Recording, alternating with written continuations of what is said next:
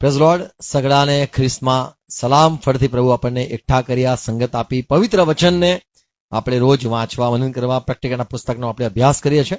પ્રભુ દરેકને સહાય કરે. આપણને પવિત્ર આત્માની જરૂર છે, કારણ કે આ જે વચનો છે પ્રભુ ઈસુ ખ્રિસ્તના દર્શન છે. પ્રભુ ઈસુ ખ્રિસ્તના જે એને સમજાઈ પ્રગટ કરવામાં આવ્યું, અંત સમયમાં શું શું બનવાનું છે એ બધું નું આપણે પણ સમજવા જાણવા માંગીએ છીએ. પ્રભુ પાસે કૃપા માંગીએ, પ્રાર્થના કરીએ.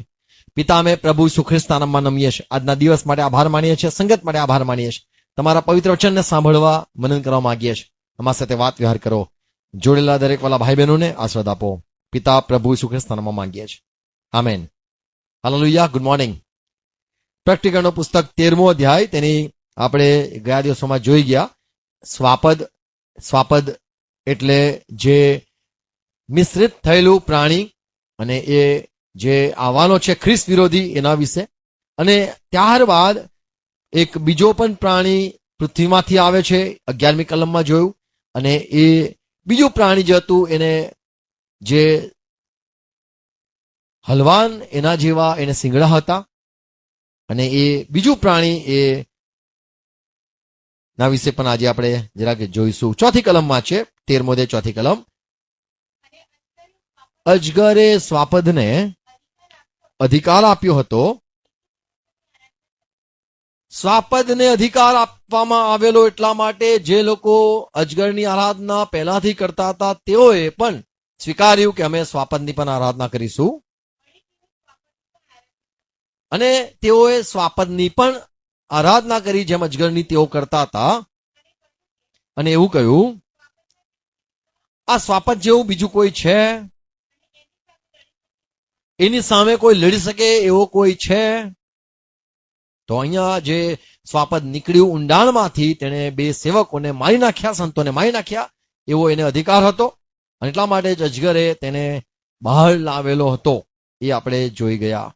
હવે આ જે સ્વાપદ છે એના ઉપર કૃપા થાય છે અજગરની, એ પણ આપણે જોઈએ છે કે પ્રેક્ટિકલ 9મો અધ્યાય 1લી કલમમાં 5મા દૂતે જ્યારે વગાડ્યું ત્યારે જે પડેલો તારો હતો તેને કૂચીઓ આપવામાં આવી. અને કૂચીઓથી તેને ઊંડાણમાંથી જે સ્વાપદને નીકાળ્યું. અને તેનું નામ અપોલોન છે, જે સંહારક. અને આગળ લખેલું છે તે તો રાજા છે, દૂતોનો રાજા છે. અને અહીંયા 1લી કલમમાં વાંચીએ છીએ કે એક કૃપા કરી, આ અજગરે દયા કરી, એમ કહીએ કે આ સ્વાપદને બહાર કાઢ્યું. અને બીજી વાત, આ અજગર એ સ્વાપદને પોતાનો અધિકાર આપે છે. પ્રેક્ટિકલ 13મા અધ્યાયમાં આપણે જોયું, અધિકાર આપ્યો. 2જી કલમ, અજગરે સ્વાપદને પોતાનો અધિકાર આપ્યો. અને અહીંયા જોઈએ છે એનું ભજન પણ લોકો કરે એવો પણ અધિકાર આપ્યો. તો સ્વાપદને જીવનદાન મળ્યું અને એને ઊંડાણમાંથી કાઢવામાં આવ્યું. તો જે ખ્રિસ્ત વિરોધી છે એના વિશે લોકો ચર્ચા કરે છે કે તે આ દેશમાંથી તે દેશમાંથી એમ વાતો કરે છે, પણ આ જે નીકળે છે એ ઊંડાણમાંથી નીકળે છે. પ્રેક્ટિકલ 13મો અધ્યાય 12મી કલમ. પહેલું જે સ્વાપદ સમુદ્રમાંથી નીકળ્યું હતા, સમુદ્રના ઉપર ઉભું રહ્યું, તેને હવે આ જે 11મી કલમમાં લખ્યું છે, એક સ્વાપદ જે મેં જોયું જમીનમાંથી, ધરતી પરથી પૃથ્વી પર નીકળ્યું. એ સ્વાપદ જે પૃથ્વી પરથી નીકળ્યું, પૃથ્વીમાંથી નીકળ્યું હતું, પૃથ્વીનું હતું, તે અધિકાર ચલાવે છે કોની આગળ? તો કે છે જેમ આ સ્વાપદ, પહેલું સ્વાપદ જેનો પ્રાણઘાત થયો હતો, જેનું માથું કપાયું હતું, એ ને આગળ આ સ્વાપદ અધિકાર ચલાવે છે. 11મી કલમ. તો અહીંયા યોહાનને આ દર્શન દેખાડવામાં આવે છે. અને આ એવું છે કે એક સ્વાપદ પૃથ્વીમાંથી નીકળે છે. અને મેં જોયું એને હલવાના જેવા શિંગડા, 2 શિંગડા હતા. અજગરની જેમ તે બોલતું હતું. અને જે પહેલું સ્વાપદ 13મો અધ્યાય 1લી કલમ વાળું સમુદ્રમાંથી નીકળે છે, તેને એની સમક્ષ અધિકાર ચલાવે છે. અને પહેલો સ્વાપદ જે નીકળેલું સમુદ્રમાંથી તેનો ઘા હતો એ રૂઝાયો, એની આરાધના પૃથ્વી પાસેથી. તો અહીંયા જે આપણે ચોથી કલમ વાંચી, 13મો ચોથી કલમ, કેવી રીતે લોકો સ્વાપદની ભક્તિ કરે છે, કેવી રીતે લોકો સ્વાપદની આરાધના કરે છે. તો સ્વાપદની આરાધના કોઈ છે કે જે કરાવે છે, અને આપણે 12મી કલમ 13મી કલમ વાંચી કે કોણ છે, તો એ જે બીજો સ્વાપદ પૃથ્વીમાંથી નીકળ્યો તેણે આ સમુદ્રમાંથી નીકળેલો સ્વાપદની આરાધના કરાવી. તો કોઈ છે કે જે સ્વાપદની ભક્તિ આરાધના કરાવવા માટે આગળ ચાલે છે, અને એ છે આ જુઠ્ઠો પ્રબોધક. હવે આપણે કદી પણ જુઠ્ઠા પ્રબોધક કઈથી આવ્યો એની વાત કદી પણ વાંચતા નથી. આ પ્રત્યેના પુસ્તકમાં કોઈ પણ જગ્યાએ નથી લખ્યું કે મેં જુઠ્ઠા પ્રબોધકને જોયો, એવું નથી લખ્યું. પણ આ બીજું જે સ્વાપદ છે જેના વિશે લખ્યું છે કે 2 સિંગડા જેને જેવું હતું. 2 સિંગડા વિશે તો કદાચ આપણે જોઈ ગયા છે. દાનિયેલનું પુસ્તક 8મો અધ્યાય 20મી કલમ. દાનિયેલ જે પ્રકાશ પ્રકટીકરણ આપે છે કે જે ઘેટો હતો, મેઢો હતો, તેના 2 સિંગડા હતા. હલવાન હતું, એને 2 સિંગડા હતા. અને 2 સિંગડા તો 2 રાજા. શું છે 20મી કલમ? જે 2 સિંગડા વાળો મેઢો તે જોયો, માદાય ને ઈરાનના રાજાઓ છે. 2 સિંગડા. પ્રકટીકરણ 13મો અધ્યાય 11મી કલમ. અહીંયા 2 સિંગડાની વાત લખી છે. સિંગડા ને આપણે ગયા દિવસોમાં જોઈ ગયા કે તે વ્યક્તિઓ હોઈ શકે અને તેઓ દેશ હોઈ શકે.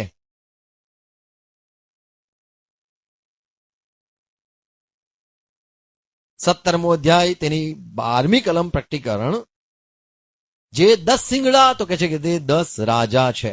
પણ મુગટ એ દર્શાવે છે કે તેઓને કોઈ સેવાઓ મળેલી છે, રાજ ચાલે છે તેમનું. તો અહીંયા જે આપણે પ્રકટીકરણ 13મા અધ્યાય 11મી કલમમાં જોયું કે 2 એના સિંગડા છે જેના દ્વારા તે લડે છે, તેના સપોર્ટર છે. અને જેમ હલવાનના 2 સિંગડા છે, હલવાનના 2 સિંગડા એમ કહીશ કે જે આવનાર 2 સેવકો છે એ મૂસા અને સમુએલ, તે એના 2 એના સિંગડા છે કે જે ને સામે એ જે દેવની આગળ અથવા તો પ્રભુની આગળ ઉભા રહે છે. સિંગડા એ એના લડનારા છે. 11મી કલમ પ્રકટીકરણ 13:11. મેં બીજું એક સ્વાપદ ધરતીમાંથી, પૃથ્વીમાંથી નીકળતા જોયું, અને આ છે જુઠ્ઠો પ્રબોધક. એને કદાચ 2 રાજાઓ મદદ કરે એવા, પણ આની જે સેવા છે એ શું છે તો પ્રકટીકરણ 19:20 માં લખેલું છે, જુઠ્ઠો પ્રબોધક એ ચમત્કારો કરશે. 19મો અધ્યાય 20મી કલમ. સ્વાપદ પકડાયું. હવે આજે અહીંયા લખી છે જુઠ્ઠો પ્રબોધક જે ચમત્કાર દેખાડતો હતો અને લોકોને સ્વાપદની છાપ લેવા માટે પ્રેરિત કરતો હતો અથવા તો તેઓને મદદ કરતો હતો, અને મૂર્તિ પૂજા કરે માટે આ જુઠ્ઠો પ્રબોધક લોકોને છેતરતો હતો. જુઠ્ઠા ચમત્કાર કરીને તેને પણ પકડવામાં આવ્યું. માથેની સુવાર્તા 24મો અધ્યાય 24મી કલમ લખી છે, છેલ્લા સમયમાં જુઠ્ઠા પ્રબોધક ઘણા ઉઠશે અને જુઠ્ઠા ખ્રિસ્તો અથવા તો એન્ટી ક્રાઇસ્ટ, ખ્રિસ્ત વિરોધીઓ ઘણા ઉભા થશે. તો છેલ્લા સમયમાં 2 ભવિષ્યવાણીઓ છે કે એક ખ્રિસ્ત અને બીજી ભવિષ્યવાણી છે પ્રબોધક. જુઠ્ઠા ખ્રિસ્ત, જુઠ્ઠા પ્રબોધક એ પણ આવશે. તો આજની તારીખમાં ઘણા લોકો કહે છે કે આ આ છે એન્ટીક્રાઇસ્ટ, આ છે ફલાણા છે એન્ટીક્રાઇસ્ટ ને પેલા છે જુઠ્ઠા પ્રબોધક, એમ લોકો કહે છે. પણ જે જુઠ્ઠો પ્રબોધક છે એ જુઠ્ઠા ખ્રિસ્તને પ્રગટ કરવા માંગે છે અને લોકો જુઠ્ઠા ખ્રિસ્ત પર વિશ્વાસ કરે માટે આ જુઠ્ઠો પ્રબોધક આગળ ચાલે છે.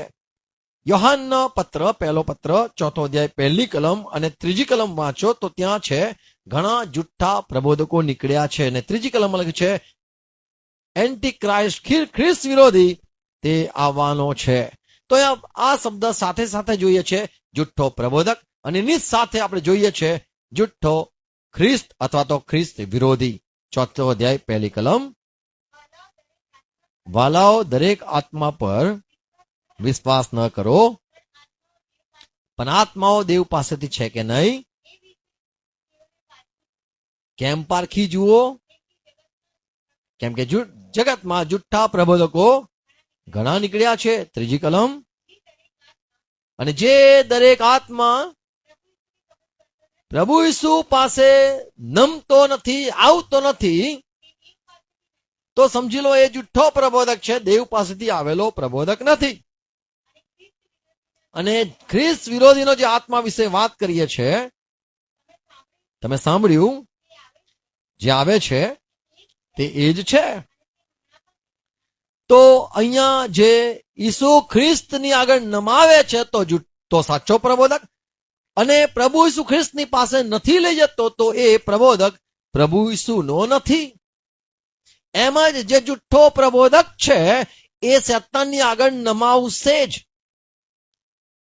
આ જુઠ્ઠા પ્રબોધકની 5 વાત કહીશ. યિર્મયાહ 14:14 લખ્યું છે જે જુઠ્ઠા પ્રબોધકો છે એ જુઠ્ઠા દર્શનો, એટલે જુઠ્ઠા આશ્વાસન, જુઠ્ઠા દિલાસા અને પોતાના મનકલ્પિત વાતો કરનારા પ્રબોધકો છે, જેને પ્રભુએ નથી મોકલ્યા તે જુઠ્ઠા પ્રબોધકમાં ગણાય છે. બીજી બાબત જોઈએ છે યિર્મયાહ 5:31. આ જે પ્રબોધકો હતા તેઓ જે યાજક હોય તેમને દોરવા માટે મોકલવામાં આવતા હતા કે યાજકો સમાજને ચલાવે. યિર્મયાહ 5:31. પ્રબોધકો જુઠ્ઠું બોલે છે અને તેઓ જ્યારે ભવિષ્યવાણી કરે છે અને યાજકો એ પ્રમાણે અધિકાર ચલાવે છે. તો જે પબ્લિક ચાલે છે, જે લોકો ચાલે છે, દોરાય છે, તે આત્મા વડે અને પ્રબોધકના દ્વારા ચાલે છે. તો જુઠ્ઠો જે પ્રબોધક છે તે લોકોને, જે આગેવાનો છે, પ્રેરિતો છે, યાજકો છે, તેમને પ્રેરણા આપનાર, અને તેઓ નિર્ભર છે, યાજકો નિર્ભર છે પ્રબોધકોના ઉપર, અને પ્રબોધકના કહ્યા પર વિશ્વાસ કરીને જે યાજકો છે તેઓ ચલાવે, તેઓ ચાલે છે, અને લોકોને કહે છે ગમે પણ છે. તો આ જે પ્રબોધકો છે એ પોતાના મનકલ્પિત વાતો કરનારા અને લોકોને જુઠ્ઠા દિલાસા આપનારા. બીજી વાત, આ જે પ્રબોધકો છે તેઓ યાજકોને ચલાવવા માટેના હતા. ત્રીજી વાત, માર્ક 13:22 લખેલું છે કે જે જુઠ્ઠા ખ્રિસ્ત ને જુઠ્ઠા પ્રબોધકો આવવાના છે તેઓ એવા ચમત્કાર કરવાના છે કે પસંદ કરેલાને પણ ભ્રમિત કરી શકે. કદાચ કોઈ એમ કે મન નથી લાગતું કે આ શેતાનનું, એવું મન નથી લાગતું, તો લોકો એ પ્રમાણે હદે વિશ્વાસ કરે નહીં કરે એવી સ્થિતિ થઈ જવાની છે. તો જે જુઠ્ઠા પ્રબોધકો આવવાના છે તેઓના એટલા મોટા ચમત્કારો થવાના છે કે લોકો એમને જુઠ્ઠા છે એવું કહેતા બી વિચારશે, અને તેઓ ભ્રમિત થઈ જશે. તેઓને ભ્રમમાં નાખવામાં આવશે અથવા તેમને ભૂલાવવામાં આવશે કે તેઓ સાચું ખોટું શું છે એની પણ તેઓ તુલના નહીં કરી શકે. એટલા હદના તેઓના પાસે ચમત્કારો છે. 22મી કલમ. કેમ કે જુઠ્ઠા ખ્રિસ્તો અને જુઠ્ઠા પ્રબોધકો ઘણા ઉઠશે, ચમત્કારો તથા અદ્ભુત કામો કરી દેખાડશે. શા માટે ચમત્કાર કરી દેખાડશે? તેમના કહ્યા પ્રમાણે જ થશે. કેમ? એ માટે કે બની શકે તો તેઓ પસંદ કરેલાને પણ ભૂલાવે, ભમાવે, ભૂલાવે. તો ભૂલાઈ શકે માણસો પ્રભુ ઈસુ ખ્રિસ્ત પર જે વિશ્વાસ કરે છે તેઓ બી ભૂલી શકે, પોતાને ભૂલાઈ દે, એટલા હદના પ્રશ્ન લોકોને ઉભા થશે અને લોકો અવિશ્વાસ પણ પ્રભુ પર કરવા લાગશે. તો પસંદ કરેલા લોકોને પણ ભૂલાવામાં નાખી શકે એટલા મોટા ચમત્કારો આ કરવાનો છે. આજની તારીખમાં લોકો નથી માનતા કે ભૂતો અથવા શૈતાનો, દુષ્ટાત્માઓ એ કોઈને જીવતા કરે. આજની તારીખમાં લોકો નથી માનતા કે ભૂતો, જાદુ ટોના કરનારા બી લોકોને સાજા કરી શકે. આજની તારીખમાં લોકો નથી માનતા કે ભૂતો, દુષ્ટાત્માઓ પણ પ્રભુ ઈસુ ખ્રિસ્તના જેવો પ્રચાર કરે. આજની તારીખમાં નથી માનતા કે પ્રભુ ઈસુ ખ્રિસ્ત જેવા ચમત્કારો બી આ લોકો કરી શકે. અને એટલા માટે લોકોને એટલા બધા વિશ્વાસમાં લોકો કદાચ કહે કે હું પસંદ કરેલો છું, તે પણ ભૂલાઈ શકાય છે. આટલા હદે પ્રભુ ઈસુ ખ્રિસ્તે કીધું કે જુઠ્ઠા પ્રબોધકો એવા ચમત્કાર કરશે કે બની શકે તો પસંદ કરેલાને પણ તેઓ ભૂલાવામાં નાખી દે. થોડા 5-10 મિનિટ, અડધો કલાક માટે પણ તેઓ વિશ્વાસ કરનારા અને જે પસંદ કરેલા છે તેઓ પણ થોડા સમય માટે ભ્રમિત થઈ શકે એટલા હદના ચમત્કારો કરવાનો છે આ જુઠ્ઠો પ્રબોધક. પ્રેક્ટિકલ 19-20 કલમ જેમ વાંચ્યું કે આ જે જુઠ્ઠો પ્રબોધક છે એ સ્વાપદની આગળ એવા ચમત્કાર કરશે જેથી લોકો છેતરાઈ જાય, ભૂલાઈ જાય અને સ્વાપદની આરાધના કરે, સ્વાપદની છાપ લઈ લે અને સ્વાપદને ભક્તિ માટે એના જે ઇમેજ છે, એની જે પ્રતિમા છે તેની આગળ બી નમી જશે. તો અજગરની આરાધના કરનારા સ્વાપદની પણ આરાધના કરી શક્યા, કેમ કે જે છે જુઠ્ઠો પ્રબોધક એ આવશે અને તે જ કહેશે કે આના જેવું કોણ છે અને તે આની પ્રશંસા કરાવશે. સ્વાપદની પ્રશંસા જુઠ્ઠો પ્રબોધક કરાવશે. અને 5મી વાત કહીશ, બીજો પિત્તર 2 અધ્યાય 1 કલમ. જુઠ્ઠા જે પ્રબોધકો છે તેઓ નું જે કામ છે તે વિનાશ કરવાનું કામ છે. 2 અધ્યાય 1 કલમ.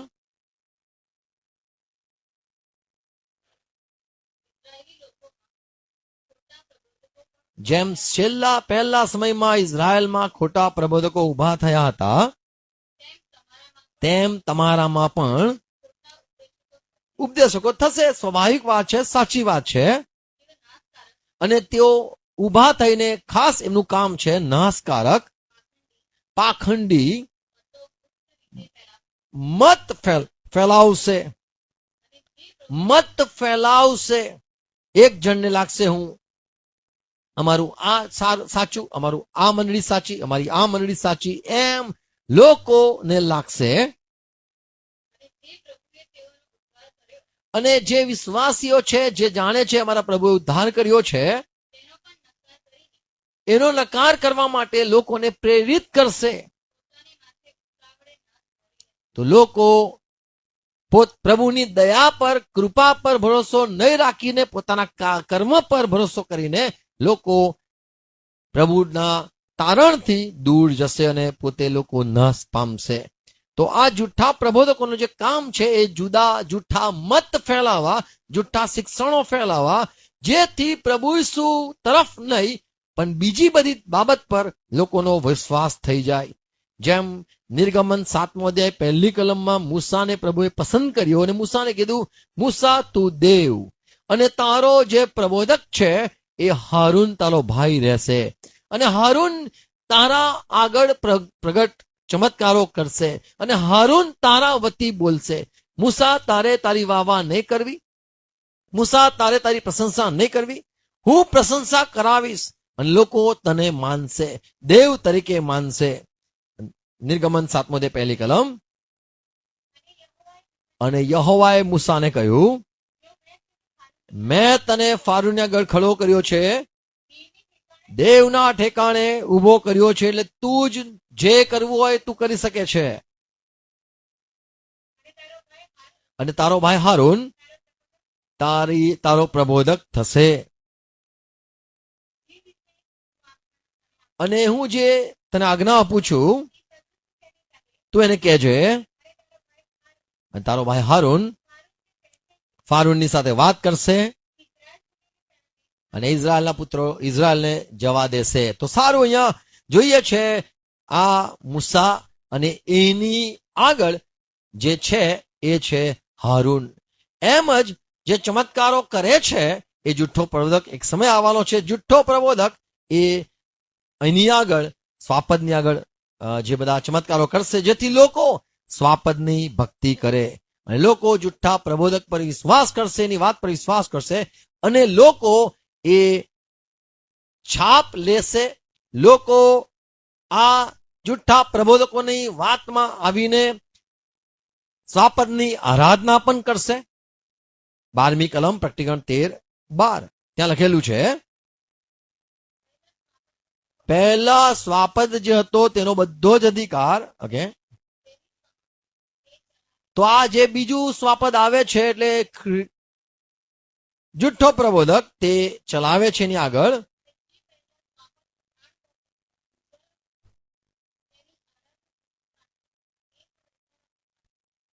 તો તે કરાવશે. જે જુઠ્ઠો પ્રબોધક છે એવા કામો કરશે કે લોકો વિશ્વાસ કરશે. અને આ જે પહેલું સ્વાપદ છે એ કશું નહીં કરે પણ એની આગળ જે પ્રબોધક છે તે જ કરશે. મૂસાએ કશું નહીં કર્યું.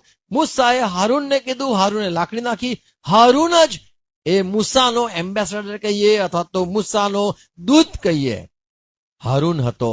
એમ આ જેમ પ્રભુ ઈસુ ખ્રિસ્ત જતા પહેલા એના શિષ્યોને આગળ મોકલ્યા કે આ શિષ્યોને તમે કર્યું એ મને કર્યું.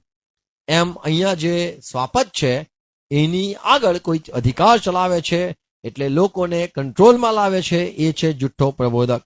એ ચમત્કારો કરશે.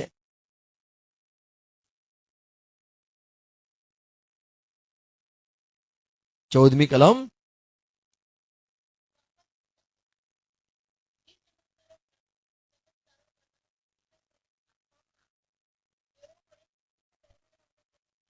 તો આ જે જુઠ્ઠો પ્રબોધક છે એ લોકોને ભમાવશે અને સ્વાપદની આરાધના કરાવશે. અને પૃથ્વી પરના દરેક માણસો રહેનારાઓને કહે છે જે સ્વાપદ તલવારથી ઘાયલ થયું હતું છતાં તે જીવતું રહ્યું તેની મૂર્તિ બનાવો. તો એની આગળ નમવાની વાત. તો આ જે છે એ સ્વાપદ કશું નથી બોલતું પણ જુઠ્ઠો પ્રબોધક છે એ જ આ બધું કરે છે અને જબરજસ્તી પણ કરે છે અને લોકોને મારી પણ નાખે છે. 13મી કલમ, તે મોટા ચમત્કાર કરે છે એટલા હદ સુધી તે માણસોની નજર માણસોના દેખતા જ, માણસો આંખ ખુલ્લી હોય એમના દેખતા જ આકાશમાંથી આગ વરસાવે છે અને લોકોને વિશ્વાસ કરાવે છે કે જેથી તેઓ સ્વાપદને માને અને સ્વાપદની ભક્તિ કરે. તો આ જે જુઠ્ઠો પ્રબોધક છે એનું સેવા કાર્ય આ જોઈએ છે એ શું કરશે. 10મી કલમમાં લખ્યું છે, અને જે નહીં માને તેને જે પણ રીતે લઈ જવાના છે એ રીતે લઈ જશે. એમને મારી નાખશે, કેદખાનામાં નાખશે તલવારથી અને મરકીથી જે પ્રમાણે છે તેઓને કતલ કરશે. સંતોને કતલ કરશે. શબ્દ છે સંતોને કતલ કરશે. તો એ કયા સંતો? તો એ સમયમાં જે સંતો છે રહ્યા છે તેઓની વાત છે, ઇઝરાયલના બાકીના લોકો. પ્રભુ દરેકને કૃપા આપે, સમજણ આપે. God bless you. Thank you. પ્રાર્થના કરીએ. પિતા, અમે પ્રભુ ઈસુ ખ્રિસ્તના નામમાં નમીએ છીએ, તમારા પવિત્ર વચન માટે આભાર માનીએ છીએ. પ્રભુ વધુ પ્રકાશ, વધુ સમજણ આપતા રહો. આજે નાની વાતો પ્રભુ વહેંચી, સાંભળી એનું મનન કરીએ, વધુ પ્રકાશ પામીએ. જે સત્યતા છે એને દરેક લોકો પામી લે એવી કૃપા માંગુ છું. આભાર ફરતી પ્રકાશ પ્રકટીકરણ આપો છો માટે. આગળ તમે દૂરો ચલાવો અને ભાઈ બહેનો જે જોડેલા છે દરેકને આસ્વાદ આપો પ્રભુ. પવિત્રમાં દરેકની મદદ કરો. પ્રભુ ઈસુ ખ્રિસ્તનો પ્રાર્થના કરીએ છીએ. આમેન. આવો પ્રયોગશીલતા સાથે કરીએ. આકાશમાં અમારા બાપ, તમારું નામ પવિત્ર મનાવો, તમારું રાજ્ય આવો જેમ આકાશમાં તેમ પૃથ્વી ઉપર. તમારી ઈચ્છા પૂરી થાઓ. દિવસની એટલી આજ મને આપો, જે મને માફ કરું છું તમારે માફ કરો, પ્રશ્ન ન લાવો અને સામતા છૂટકો કરો, કેમ કે રાજ્ય તથા પરાક્રમ મહિમા સરકાર તમારા છે પ્રભુ. Amen. Amen. Thank you. Praise God. God bless you.